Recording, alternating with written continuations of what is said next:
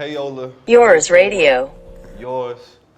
We here at the Lil Sto with the architect of the Lil Sto. I don't know how else to describe this guy other than being a pillar. You know what I mean? Like, as long as I've been outside, he been outside. As long as I've been, trying to get in the game, he been trying to get in the game. As long as I've been in fashion, he always been interested in fashion. Always been, somebody that everybody knows. Always been connected to not only the clothes, but the music, but really the culture of the area. A medium of art. A brother to many people. And just like almost, I think you can also call him a historian as well.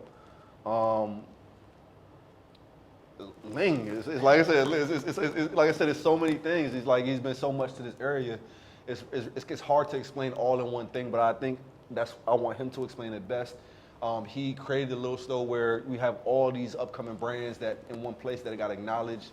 And he makes sure he continues to just always pull in the right people. I think no matter what, he knows how to curate the right people, and I think we're grateful for that. So thank you, Ling. What's up? Thank you for having me. Tell them about yourself. I know I said enough, but you just pop it for a second. How do I describe myself? I guess you could say I'm a jack of all trades. I like to consider myself a Renaissance man, born and raised in the PG County, DC metropolitan area. I've been working in retail since I can remember, from Up Against the Wall to Major, Maquetto. Then I moved to New York for about 5 years, on and off, been going up there for work for the past 12 years now. Model, been on both sides of the camera, styled, casted, everything that has anything to do with fashion, I've been a part of. Okay. Yeah. All right, and I feel like everybody's gotten to see that, right? That journey. You never really hid the journey from anybody. You always you had your journey up close in a way that people could see it. My shit was always pretty much out on Front Street. 100%, and I think that's why you get the respect now, right? Because when people see you succeed, people see you fail, and when you continue, that's where the respect comes from. Because it's easy to succeed and it's easy to fail, but it's very hard to continue to keep going. Yeah, I always say you don't learn unless you lose. You feel me? So that is, I think that's what brings us here today. But I want to start back. I want to start with our relationship because I think the way we started is not the way we are, and I think us just being in here is a testament to growth and just growing up, right? Understanding that what's happening in this city and what's happening right now is bigger than us. And I think when we got to that point, I think we started to see the things that we wanted to see manifest, right? Yes, sir. And I got to take it back because, back in the day in the DMV, and I was talking to him about my guys over here, everything used to be like me and my people, right? If it's not me and my people, I'm not fucking with it. You know what I'm saying? And that division kind of kept a lot of people from the last generation from kind of realizing, the full potential, whether it be in music or just things that were just supposed to happen, or just things that's supposed to happen in the big city. Can you talk about that for a little bit? Yeah, I would say we got that mentality from I think the generation before us. We've been known as a bucket full of crabs, city. Like, we coined that, not by choice, but just by chance. But I feel like our generation now, we're breaking that, I'm all about breaking that stereotype about the DMV. We're not gonna be known as a bucket full of crabs anymore. 100%. And repeat the question again. Basically, how did you see, from where it was, where there was division, how did you see that change? And how does that change to where we are now? Well, collaboration, I feel like, is what really has changed. I feel like one of the keys to success is collaborating. I've always been a brotherly, friendly person. I've had a lot of trials and tribulations with people that I thought was with me, or that I tried to help out, and then ended up using me as a stepping stone. But, I've always stayed true to myself, and, it just goes to show you, where being real and, being based on community can get you. You know, look where, you know, we at now, and I'm still doing the same thing. I'm still helping out local brands, helping out people where I can, my people, you know. Okay. Yeah. The right one. Push it. I'm gonna get some Jones to go right there. Yeah. That's my man Aaron right here. Aaron is Salas. What's He's going on? one of the designers. He's also one of the designers. What's going on, my G? Yeah. Oh shit, we might have to interview you next. You down? Yeah, he's from Baltimore too. So Okay. that'd be a great interview to have. 100%. And even like just now, like I said, you've always been a connector, right? You remain a connector. This is the Lil Sto is a connector. Can you tell me a little bit about the Lil Sto, how it came into fruition, and honestly, what kind of put that spark into you to keep that as an idea that is now fully realized? Lil Sto is a home and a platform for the vanguard in fashion and style in the DMV community. This is 20 to 25 of the best designers from the DMV and beyond now, because I started out with only DMV designers, DC, Maryland, and Nova, Virginia. I've now branched out to Baltimore, Philly, New York, and it's really just a home for, you know, for all these brands to live and be, you know, put on platform where they've never had a platform before. And yeah, I think that's it for sure. You're gonna chop all this up, right? Yeah, it's gonna be a little bit chopped up. All All right. And I guess how many years ago did you start the Lil Sto? And what brought you guys to this Union Station? Well, Lil Sto has been alive now for 1 year. July was its one year birthday anniversary. We started off on 2000 L Street in the home gallery. And I chose the home gallery because I really just needed a blank canvas. I wanted to do the full build out, my ideas for how the store and the space should look, and what it should represent. We moved into Union Station literally a year later under the same gallery, home gallery, because they opened up a new location. And it's just getting bigger and better. Long term, you know, I hope to have an actual house, an actual home for all these brands and future brands to come in DC. Word. And as an architect, right, where do you see the DMV going next in terms of how we continue to build on these blocks? And, you know, being somebody who has been in other places to see how those communities work, how do you think that comes here? I think Lil Sto will be the one to bring all that to DC. Like, I feel like DC will be a new mecca for style and fashion. It always has been on, like, behind closed doors. Like, you will hear this, you know, throughout time, style icons to this day that can credit at least part of their journey to being in PG County or DC and gathering some type of inspiration, whether it be style inspiration, music inspiration, any type of artistic inspiration from the DMV area. And this will be the pillar for that going down the line. Like, I want Lil Sto to be, you know, like the next Barney's or opening ceremony or the next Dover Street Market. Word. Okay. And we see you. Well, I see you have your own brand as well. You have your own brand is also in the store. Can you talk about your brand? Yeah. So the name of my brand is called Lil Bro and Them, and it is a unisex brand. Really, that kind of like the Lil Bro and Them. The brand came first, and then I feel like from that and what I was trying to do with Lil Bro and Them, stemmed the idea of Lil Sto. So I like to keep them separated, but Lil Sto is like for everyone, whereas, you know, Lil Bro and Them, it represents everyone, but, you know, I'm just focused more so on Lil Sto right now. Word. But yeah, Lil Bro, you will be seeing a new collection from us in the near future. Okay. What do you think holds the DMV back the most? What holds the DMV back the most? I think what holds the DMV back the most is just the lack of collaboration. This bucket and the crabs mentality, this gatekeeping mentality. You know, I'm the type of person that's gonna, you know, put people on, and if they not, you know, if they're not built for it, you know, then, you know, that's how you really find out. You don't gatekeep just because you think someone can't do this, that, or the third, or don't Right. think they're worthy. You let them prove their worth, and if they can't, be up there with everyone, or can, they ain't built for it, then that's when you find out. But Right. there's no reason to gatekeep that, or to block that from people. So this is my way of doing that. Everyone can get in to Lil Sto, but if you, for example, you put a brand in here, don't sell, then you gotta go back to the drawing board and figure it out. All right, I wanna touch on actually how we got to the point where we can get into business, right? I think for the longest time we were both adding to that stigma about the DMV of not being crabs in a barrel, so to speak, but just being on their side, right? Everybody individually, I'm on my side, and I feel like, there was years of that, and I think, I'm saying this because I feel like a lot of creators and a lot of people in the area could learn from this.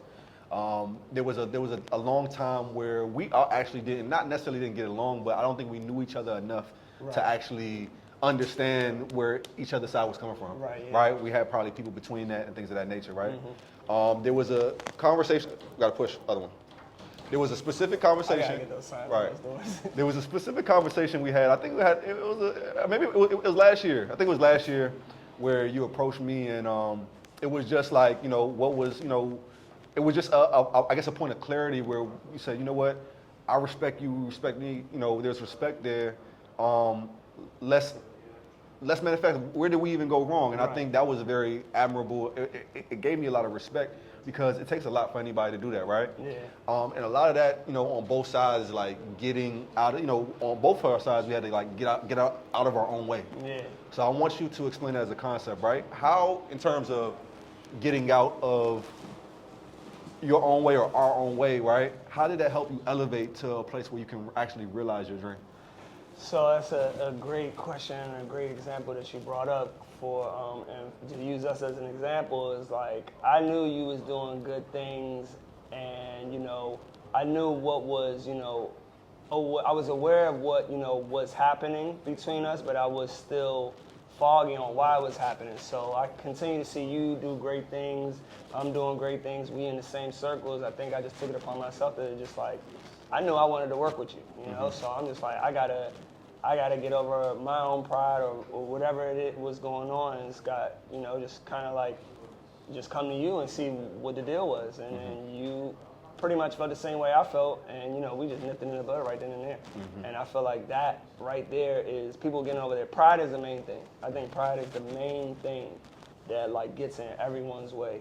And I just feel like people need to work on that. Like you're not losing no pride or losing no self-respect by swallowing your pride, or like it's a facade. This fucking crab mentality and all this shit is really a facade that's just fucking everything up for us. And I wanted to touch on that really specifically because when that happened, I knew that we were ready. You know what I mean? I understood that we were ready as a people. I knew that we had grew up, and I knew that we were ready for whatever next step in our life we was about to take. Because of that, and because of it taking that pride aside, and just being able to talk and just say, I respect you so much. You know what I'm saying? I think because like I said, we've seen each other for over a decade, and I feel like a lot of people in the area have seen each other. Everybody has really grown up with each other to a certain degree. So knowing how life goes and what happens in life, by the time you get further in life, all you can do is respect people because you know how hard life is. You know what I mean? You know how hard it is to get any success, to do anything good. You know what I'm saying? So to see people continue to do it when you see so many people either not just fail but just give up, you know what I mean, or do some fuck shit, right? Or like just sacrifice their character, you know what I mean? It's still, it just meant a lot to say, you know what? All right, there's people in the city that first know how to grow. When we were young, we did things as young people. We older now, so we know how to move as men. Right. We probably wasn't men when we thought we was men. You know what I mean? And I guess now we older now, so it's like when we see each other, I respect, you know what I'm saying? I respect when I see you with your lady out. I respect when I see you still popping brands, and I respect when I see you up in New York. I respect when I see you even do photography, because I know there's always meanings behind it, right? And all your work comes from a space of love. You know what I'm saying? So it got to a point in my life where I was like, damn, why is niggas even like have this much static? And so, sometimes like, it might not even be the two people. It might be like people here and there, you know what I'm saying? And it's love for everybody. but it's never. Sometimes it's never. Sometimes perception could make a monster. Right. You know what I mean? So, you know, I just think it's so important for us as a community. The acknowledgement of each other is what actually makes it. Like, you know what I'm saying? New York is New York because not only there's a fashion scene, like when there was music, there was all the radio stations, and they just used to talk about their shit. And then everybody who came from outside was after. And I feel like we had a time, we were here long enough to know when there was a time like that here. There was a time where we didn't care about no other fashion but DMV fashion. Right. You know what I mean? Like, there was a time we didn't care about no other trends but our trends, right? And even after those things kind of subsided a little bit, we still cared about those things. You know what I mean? So, you know, I just got I think it'll be good for the interview. I Yeah. just got the DMV pair of phones. I Okay. think it'd be good to talk about how, like, there's been, you know, the whole thing about who has DMV phones, or who started it. And Talk about it. Nike just literally stamped it for us. Like, we Talk ain't had to about do it. no argument. Like, Talk they about it. literally was like, yeah, I do. oh yeah, go, 100%. And where we at? So yeah, to touch back on what he was saying about, you know, how DMV, you know, really, we was only fucking with ourselves, and then from that, like, a few things came, you know, like how we're known for New Balances and foam posits, and then the argument came about, I don't know when or how, but how, like, other cities think, New York specifically, think that they're the ones to start the, you know, the foam posit trend, but, you know, when you're a city like us and you have so much culture and you know, you just, I don't even know how to Just pop it, word man. it. Pop it. Yo, don't be We're modest. so Be humble. passionate about, you know, we just very patriotic, passionate people, you know, Yeah. and like, this is what comes from, you know, being a city like that, you know, when a brand like Nike can settle the argument, you know, themselves, you know. You see that right there? We don't. The conversation is over. Y'all been talking about glizzy and all that. Listen, all that shit start here. New York, we're trying to steal our words and all that, and we got love for New York. Don't get me wrong, but them faux pas started here. Glizzy started here, and Mo definitely motherfucking started here. For the record, Welcome to Phone Posit Land. you dig? You know, so when we saying these things, it's like, you know, pillars. Like we was really there. You know, when phone posits, you know, was the most popular thing, and you know, they still popular here, but we made them as popular as they are. You know what I'm saying? Like, we the ones who, you know, whether it's Nike boots, New Balances, and things of that nature. And you know, I'm pretty sure there's gonna be space for, you know, Ling and just the community to explore like the other trends that you can't find nowhere else but here. You know, the main point of this conversation right here is that, like, being ingratiated in the community and bringing the community together is really the only way we grow. You're looking at a shining example of somebody who was there. Even when he left, he was still here. You know what I mean? Even when things wasn't going right, he was still here, still champion. Even when, you know, through so many generations and things of that nature, he stayed resilient. He knew what he wanted to do, and he knew who he wanted to do it for. I just got so much respect, you know what I'm saying? Because I like, you know, Feelings mutual. you feel me? It took a lot for us to get here. It took a lot I'm pretty sure, for the store to even happen, the paperwork and all that, everything you had to do, getting all these brands together. And I know it's only the beginning. Like, you know, when I hit you on a text, and I was like, this almost like destiny, because even before you even told anybody about the idea, you could just look at Ling and knew that he was gonna do something like this. You know what I mean? Like, we knew he was gonna be a huge part of the fashion community, I'm happy, and I hope to see more, and I know, you know, the next year is going to look even crazier, and the next 5 years after that. You know what I mean? Yes, sir. So I don't want you to name, you know, before we wrap up, I want you to name 3 people that you think that not only the DMV but beyond should kind of tap into, whether it be the fashion, the music, or whatever, any medium or art.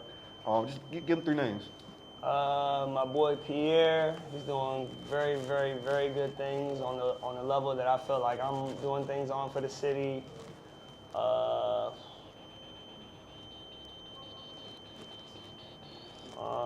My man Wale, the owner and founder of River is Wild, I think is a great brand from out here that we haven't seen before from this area. He's doing very, very nice quality pieces from the area that represent the DMV and also his own culture. Let me see, one more person. I would say someone else that I haven't even met yet, but I've heard great things about is this girl named Shayla Mitchell, who just opened up a new gallery and is really doing great things in those realms of art. Shayla Mitchell is definitely another one. Okay. And last but not least, can you give some game for a lane? Game for a lame. If you can't buy it twice, don't buy it at all. That's fine. All right, man. Where can they find you at? I'll be here Wednesday to Sunday, 12 to 8 at the Lil Sto. All right, man. Lil Sto, and really they're gonna be open till January. January Open till the 1st. new year. All right, so make sure y'all come through here. Make sure y'all buy some clothes. Make sure y'all show love. We're gonna holler. You gonna see you soon. You know what I'm saying? Holla. All right. That was